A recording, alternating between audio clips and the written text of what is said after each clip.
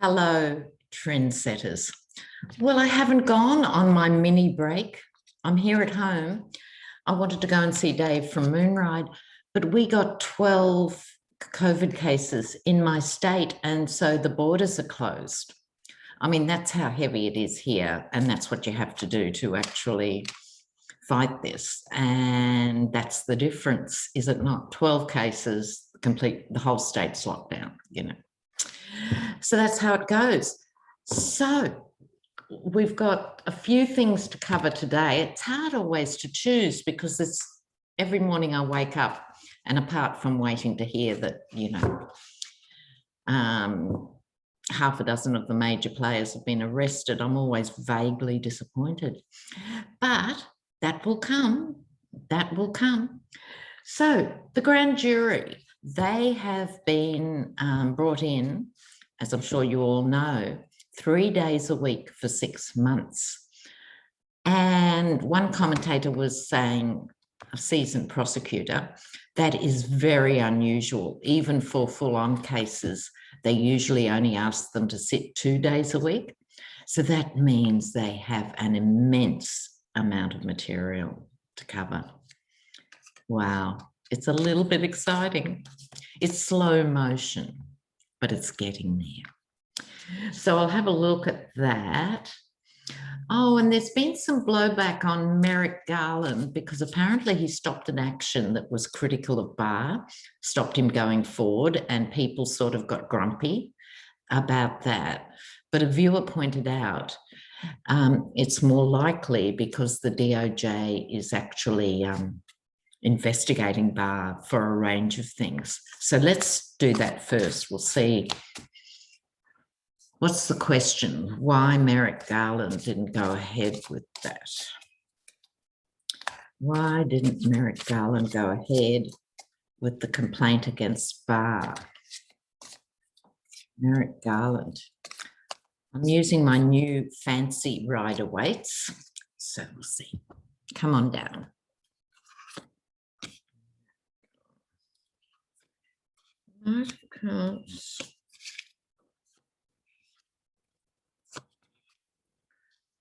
Oh, look. Yeah, I think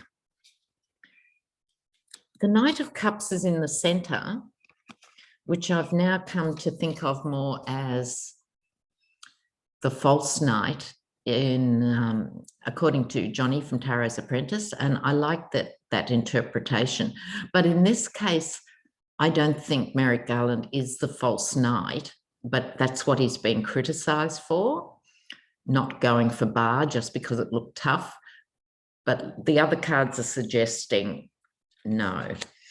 Underneath the Lovers, this is agreements that are being made and so forth. And I think he's working very closely with the DOJ. He walked away from that particular pursuit of that particular crime or that injunction or whatever. His hands were tied, right? His hands were tied. The King of Pentacles. This could go either way, and I might pull a clarifier. In a sort of jaundiced interpretation of this, it could be that Merrick Garland is not in the pay of other people, but in the, under the influence of others. But it could also be that there are bigger fish to fry. So I just want to clarify on the King of Pentacles, please. Pentacles.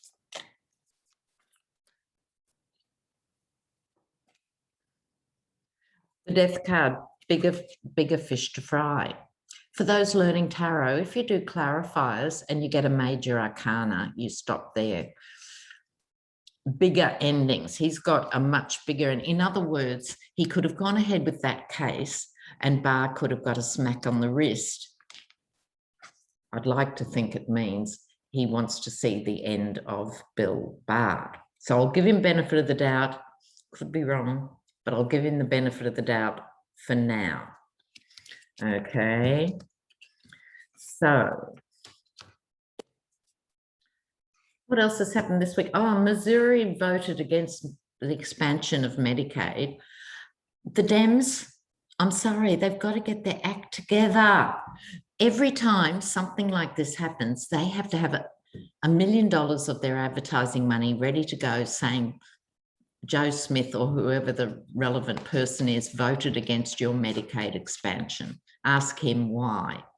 That should be ready to go every time one of these backwater states decides to do these ghastly things to their own people.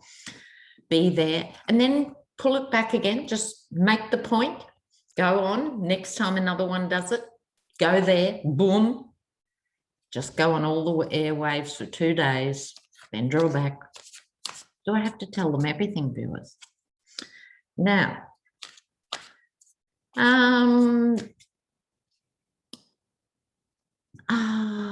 what's her name? Marjorie Taylor Greene. I've already read on her, but she keeps attacking AOC, as we know. She got censored this week by McConnell and maybe McCarthy or something. That's not enough. I'm just going to do a quick read. Is she going...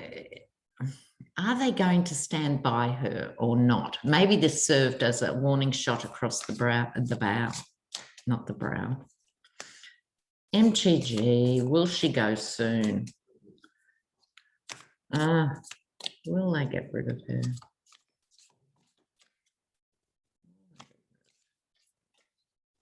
Okay. Because that's Queen of Pentacles. Not while she's bringing the money in. No. This is her as the page. I mean, she acts like a teenage girl, doesn't she? The worst of teenage girls. AOC has been very disciplined because she could eat her for breakfast and spit out the bones if they went face to face, head to head. So she's been very restrained. She's bringing in the money. This is the card of ripping off. I think it's not so much ripping off here. It's next to the money. As long as she brings in the money, they don't care. That's how shallow these people are. She's all right for now. Boring, boring. Okay, so Hypocrisy of the Week award. Well, it's a toss-up, really. On the one hand, you have a Trump staffer, Jason Miller. And what did he do? Well, he got a stripper pregnant. It's party of family values. And let me just take this opportunity, viewers. I don't care what people do with who, providing no one's hurt and there are no children. But they do care. They want to get in your bedroom and mine and everyone else's. And yet they're the ones, aren't they? So he gets the stripper pregnant. And in his typically mature way, he then tries to get rid of this problem by slipping her what they're calling the abortion pill. But it can make you very sick. And she got very sick. So that's not going well. So he's a candidate for Hypocrisy of the Week, but I think the winner is Anthony Bouchard. He's from Wyoming, and the story came out that when he was a teenager, I think he was 18, the girl was 14, and he described it as a Romeo and Juliet love affair. Does he know how that play ends? Right now, sadly, this young girl, she's pregnant at 14. She marries him at 15 because her parents said it's all right. This is child marriage in the US. This is the family values. It's child marriage. It's immoral. It's wrong. It's wrong. I'm sorry. It's really straightforward, and it would be illegal in most first world countries. So pregnant at 14, married at 15. They divorced when she was 18. And sadly, she killed herself at the age of 20. And all I can say is, in the Romeo and Juliet play, Romeo also topped himself. I mean, really? He's saying this as his defense? ghastly creature. So he wins. Anthony Bouchard wins. So, okay, I'm going to have another look at this grand jury and Cy Vance. Now, Cy Vance is retiring. I've heard some say in the fall, some at the end of the year. So hopefully he wants to get this done and dusted. Maybe he's working them overtime to try and get through it before he retires. But let's have a look at this grand jury. Okay, the evidence they've got. And then we'll have another quick look at Weiselberg. The grand jury. Maybe we should cut to the chase. Will they bring in a guilty verdict? Will they bring in a guilty verdict? I'm just doing a 4-card yes or no. They get the Page of Pentacles too. Compromise, strategy. Well, these cards aren't crystal clear. This is the thinking page. That's why I was astonished that Marjorie Taylor Greene got it, but there we go. So this is them looking at all the evidence in a way, but it's not the most mature of cards. Moving into safer waters, I think this will be extremely challenging for the individual people who are part of this grand jury. I think it's going to be very taxing. No jokes in taxing, sorry. Having to do the fine print of following all this money stuff. But eventually they'll get it. You know what it's like? You might know nothing about something, but if you're immersed in it day in, day out, they'll actually become very well versed in it.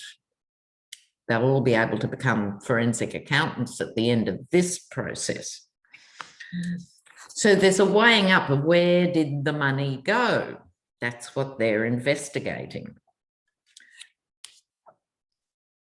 The strategizing card, the Two of Wands, I think this is talking about, because the next card is the Fool. I think they're going to be quite astonished at how foolish the Trump organization has been. I take this combination of cards to be they cannot reach another conclusion other than guilty because of the absolute stupidity of this. It's the arrogance and the stupidity. The Fool can also be a very highly evolved card, but not here, right? They're looking at the planning, which was Alan Weiselberg and Trump's relationship at the heart of this, because they have to prove that Trump, who's never sent an email, and Trump, who, as Michael Cohen has let us all know, he manages to make you come up with the illegal idea.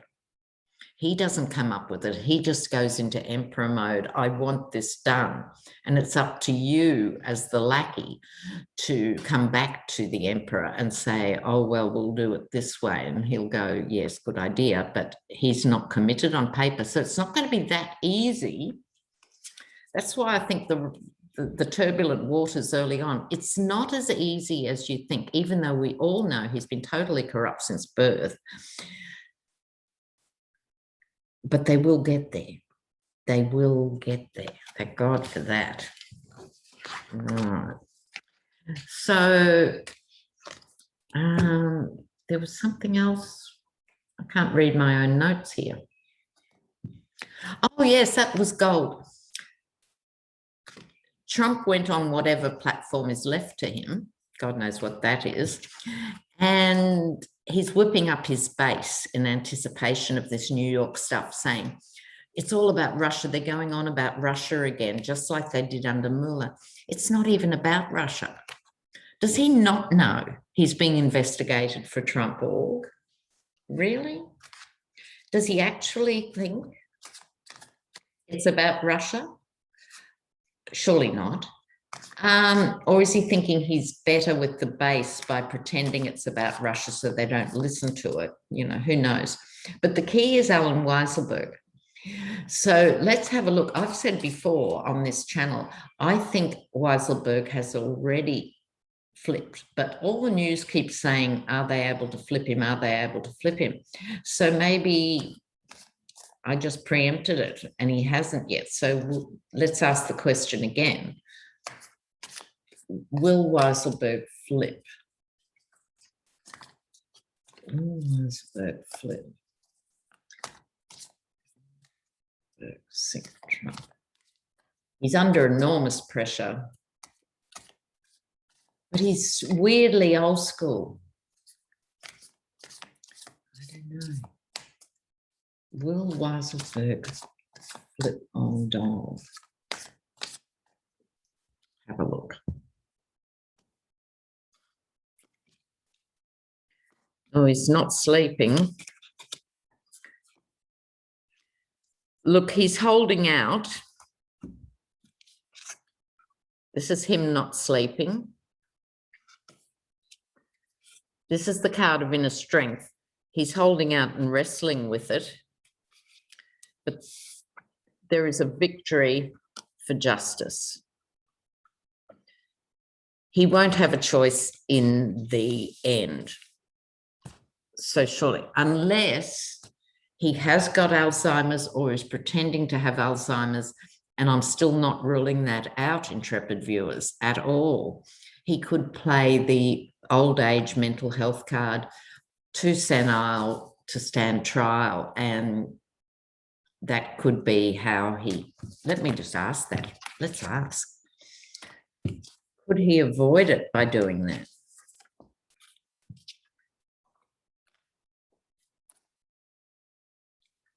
Will Weisselberg hide behind the senile sort of profile? I hadn't thought of that so clearly, you know, as an actual strategic maneuver. Will Weisselberg feign senility? Will Weisselberg feign senility? Weisselberg feigns.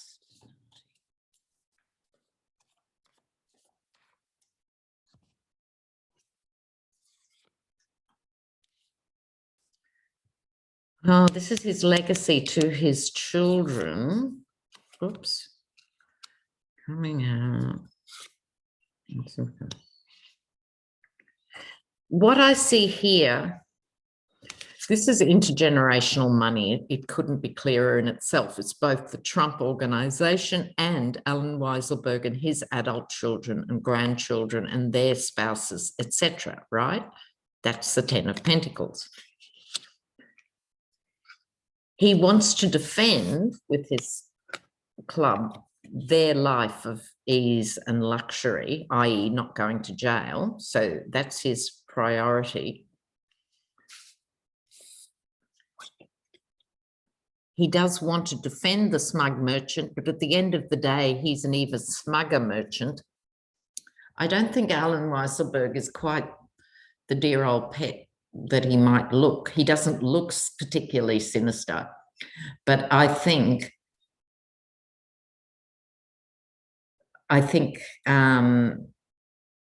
he's very concerned, but he will go there in the end. In other words, it's a no to the senility question as I got it here today.